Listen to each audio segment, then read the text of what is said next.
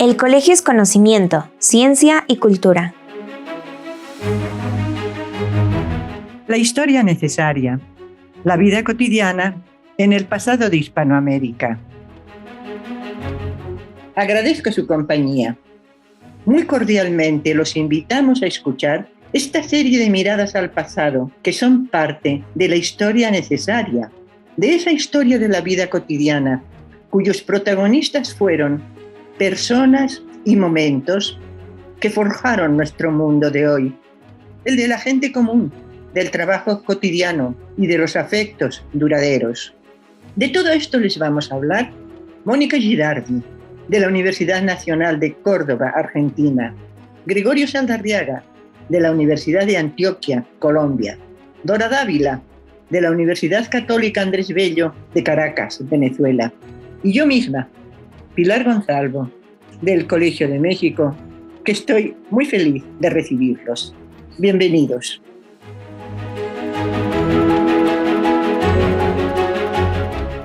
Reinventarse y enamorarse en el nuevo mundo. Mi nombre es Gregorio Saldarriaga, soy profesor de la Universidad de Antioquia y hoy vengo a presentarles Reinventarse y enamorarse en el nuevo mundo, 1628-1634. José Félix Morán nació en Gandia alrededor de 1590.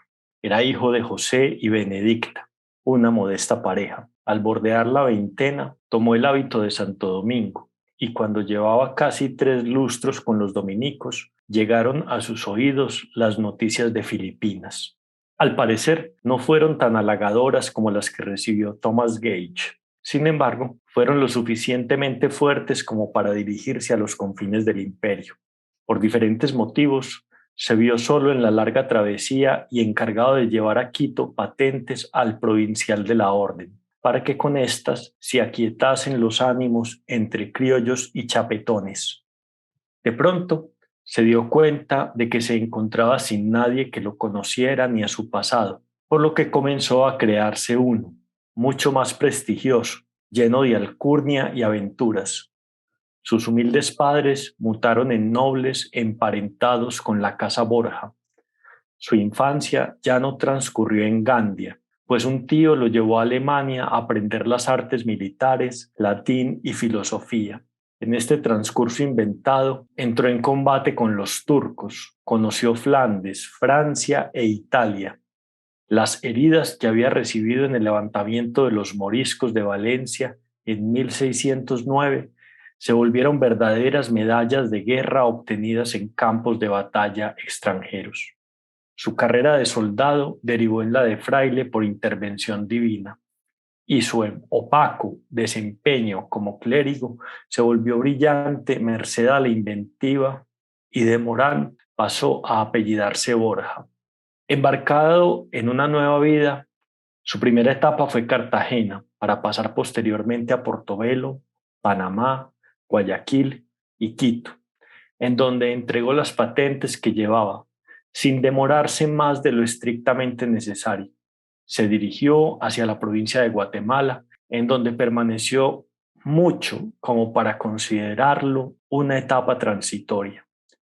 Incluso le asignaron doctrinas en los pueblos de los Zacatepeques, en donde Fray José Félix mostró un comportamiento escandaloso, pues sostuvo relaciones con varias mujeres casadas y hacía gala de su fuerza física.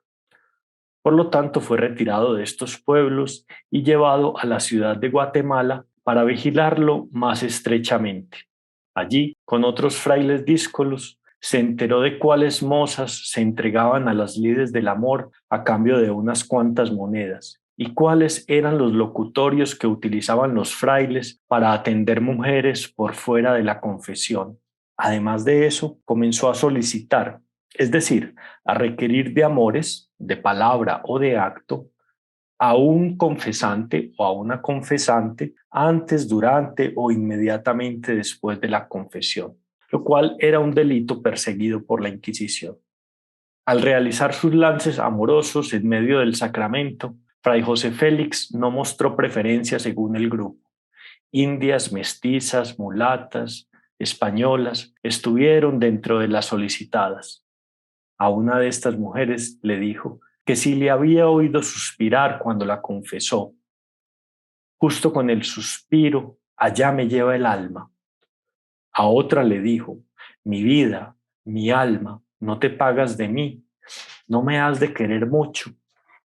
Enterado el prior de los dominicos, Fray Juan Bautista, mandó llamar a Fray José Félix para reprenderlo por este hecho y otros que habían llegado a sus oídos. Le dio la orden de dejar de confesar mujeres y de que se presentara ante el Santo Oficio. Pero Fray José Félix se mostró ofendido por los reclamos de su superior y le aseguró que todo era falso y que poco tendría que ir a hacer ante la Inquisición.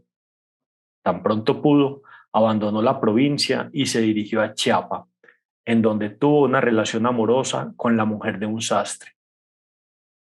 Como Fray José Félix no podía salir del convento con la regularidad que quisiera, la mandaba llamar con un indio que tenía a su servicio para que se encontraran en los confesionarios.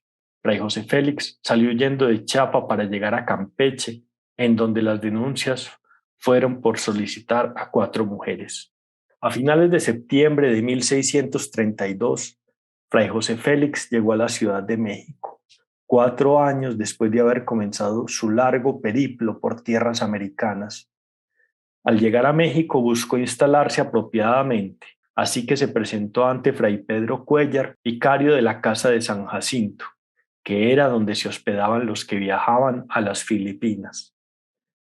Tal vez Fray José Félix no contó con la eficacia del Santo Oficio o simplemente pensó que ninguna causa se seguía en su contra. Pero desde Guatemala, Chiapas y Veracruz, las primeras denuncias contra él ya habían llegado. Incluso cuando él apenas pisaba México, ya había sido tomada la decisión de encarcelarlo. La notoriedad buscada fue su perdición, porque gracias al sermón que dio en el convento de Regina, la Inquisición supo de su presencia en México y lo mandó a llamar para que se presentara, cosa que no hizo. El Santo Oficio solo se demoró 6 días en atraparlo, a pesar de los intentos por esconderse. Cuando vio que su destino estaba decidido, pidió que lo tratasen como a religioso y a hombre principal. Hasta muy avanzado el proceso, Fray José Félix se mantuvo firme en manifestarse como pariente de los Borja y que por lo tanto merecía algún reconocimiento, aunque finalmente confesó la impostura.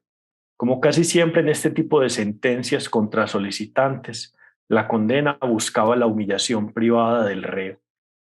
Después fue enviado a Aragón para que allí permaneciera recluido 4 años en un convento sin poder predicar, como el último de los frailes en todos los actos, además de un ayuno a pan y agua todos los viernes de esos 4 años, y la prohibición de confesar hombres durante 10 años y mujeres a perpetuidad.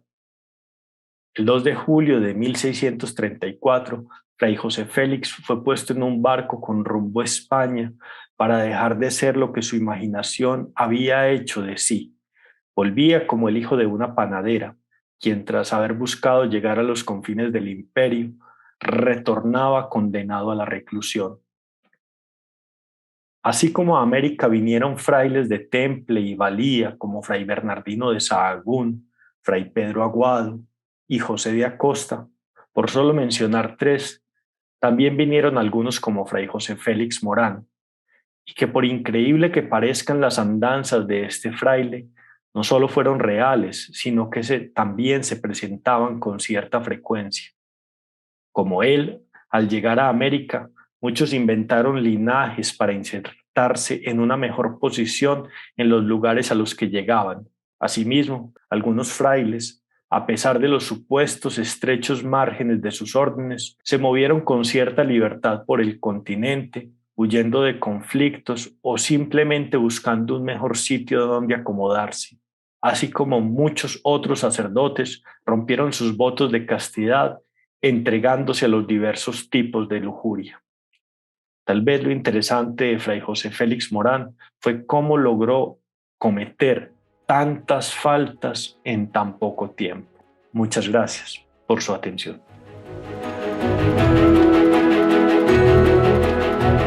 Esto fue una producción de la Coordinación de Educación Digital del Colegio de México.